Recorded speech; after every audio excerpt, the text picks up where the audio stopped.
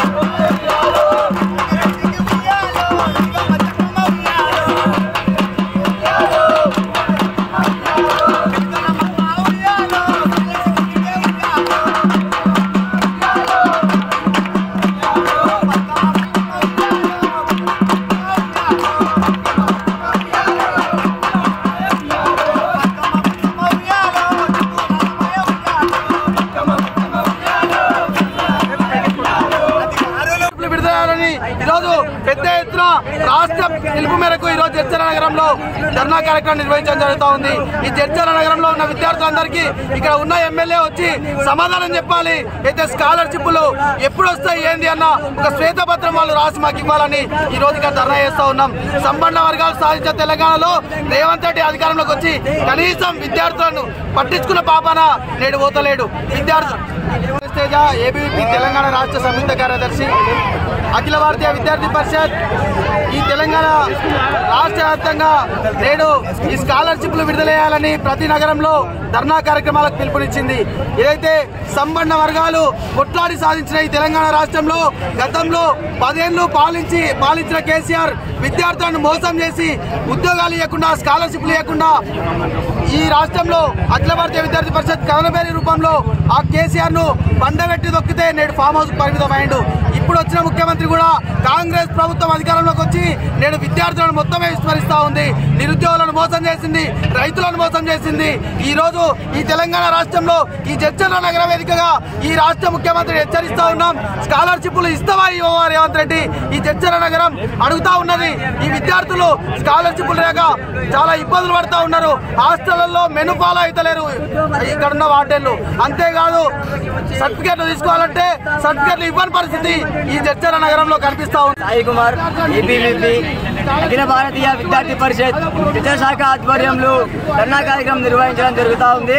దీనికి కారణం ఏంటంటే ఈ యొక్క ప్రభుత్వం ఏర్పడి సంవత్సరంన్నర గడుస్తూ ఉన్న మధ్యాహ్నానికి మంత్రిని నియమించుకున్నాడు కానీ విద్యాశాఖకి మంత్రిని నియమించుకోలేదు.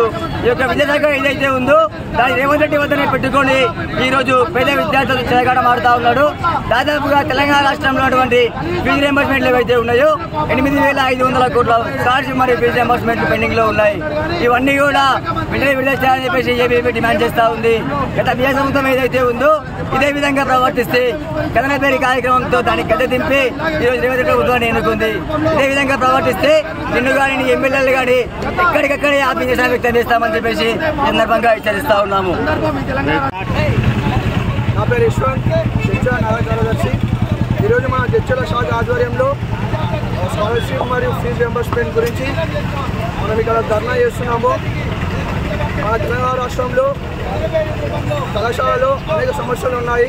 ముఖ్యంగా స్కాలర్షిప్ మరియు ఫీజు రియంబర్స్మెంట్ అవి రాకపోవడంతో విద్యార్థులు విద్యాసంస్థలకు దూరమయ్యే సమస్య కనబడుతూ ఉంది.